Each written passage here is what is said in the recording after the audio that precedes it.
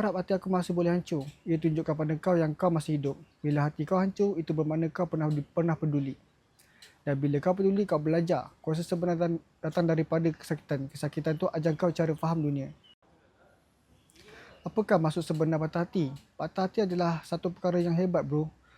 Aku harap hati aku masih boleh hancur. Ia tunjukkan pada kau yang kau masih hidup. Bila hati kau hancur, itu bermakna kau pernah peduli.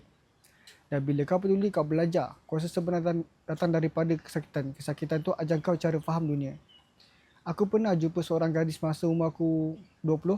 Kami berpisah sebab yang aku tak kisah pun. Dulu aku kecewa, ya.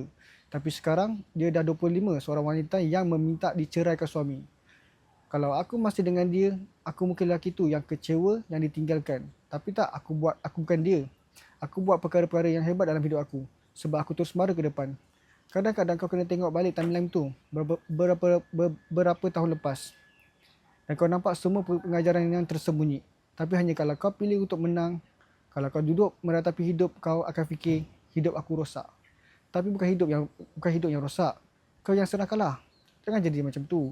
Lelaki sejati tak berhenti bila patah hati. Dia gunakan itu sebagai bahan bakar untuk jadi legenda.